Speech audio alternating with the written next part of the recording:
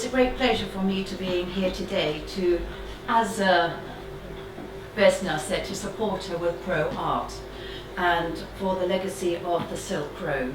We've been talking about this for quite some time, and we actually would like to maybe do the route ourselves, which I think will be a very challenging thing, and I promise you we won't be walking it because we may not be back for another 3 to 5 years, but we think it will be a brilliant idea to trace the Silk Route, particularly as it's several thousand miles. And at the moment, when they got these programs on television like Walking the Nile and Walking the Himalayas, people are even more fascinated in what had happened all those years ago. So everybody, once again, enjoy the talk and the slides, because it's a very important part of our history. And I hope you too will also help and support Vesna on the legacy of the Silk Road. Welcome here once again. Thank you.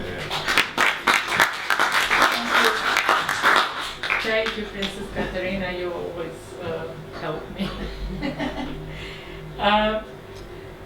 We shall start with one thing which I had on my mind before I started this project, traveling to Europe, traveling to Uzbekistan. I talked to many people who could not really understand always what the Silk Road is. And it was a concept which was always, or very often, misrepresented or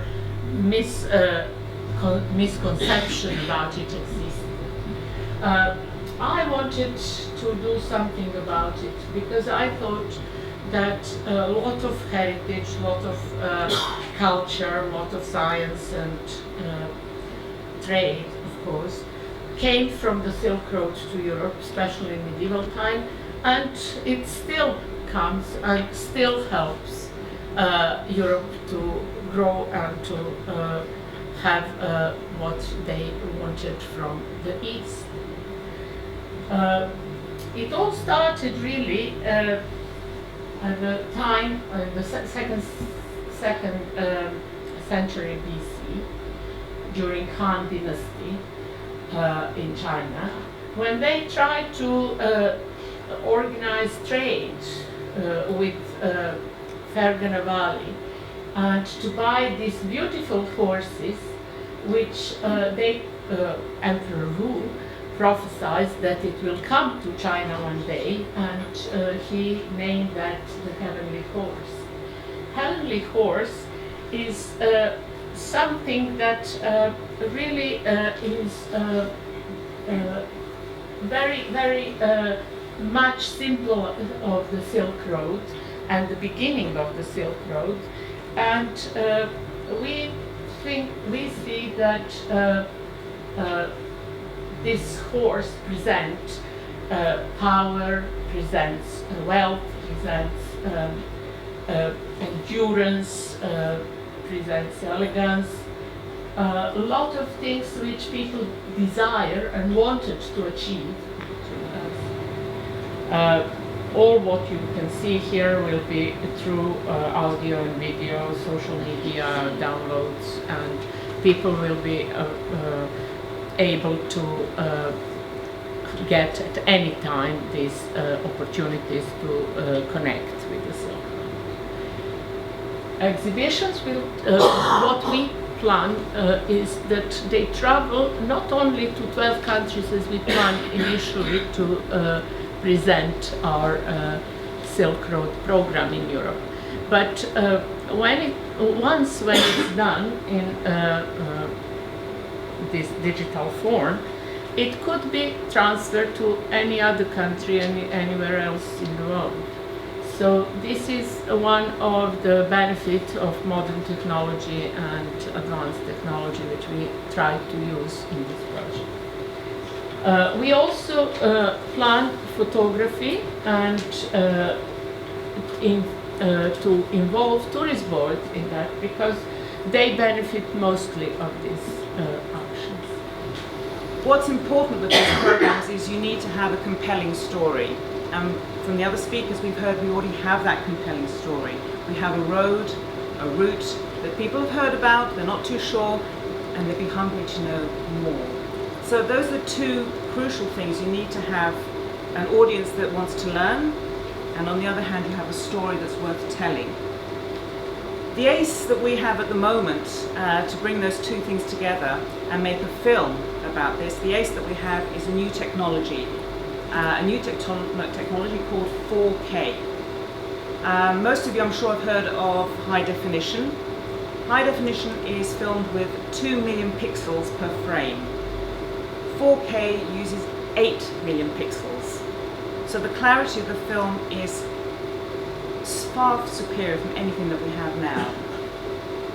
It's a technology that is rapidly being developed, and what's happening is we have broadcasters who have a lack of quality content. They're crying out for quality content that they can broadcast to their technology-savvy audience and their audience that's hungry for news and for culture and for education.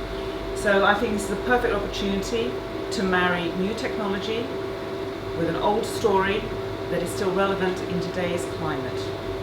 So that's basically my pitch for this. Thank you. To continue what you started doing and what you and with people who you met. So this is our strength of the project. Publications, we shall do all sorts of publications. We have also several media supporting us and Central Asia, Silk Road Media, who will also publish different stories from our project and everything what is happening there. We have Apex TV today, which I'm very grateful that they come and they are going to support us in the future too. And we have also publishers who will publish our books, our cookbooks and our art books, and we hope that you will be interested to look at them when they are out. Education is one of the most important outcome of this project, because first of all it's a great opportunity for European world to learn about the Silk Road. It's also a great opportunity for the Silk Road to learn about Europe, because we are bridging these two continents. In the past it was a bridge between Pacific and Atlantic. They didn't know about America. Today we make the circle around. So we shall work on every aspect of education, from schools and universities to informal education, which is also very important, learning languages, learning about history, and learning about today, because the legacy of the Silk Road is really what is happening today. Good evening. I'm just here at the event at the Women's University Institute.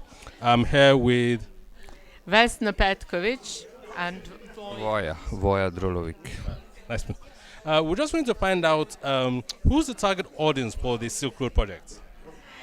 Well, target audience at the moment are all foreign representatives, also cultural institutions, people who are working with culture and media, and also in education or different, like Voja. He works with IT, he's IT professional, and he's our... He works with technology.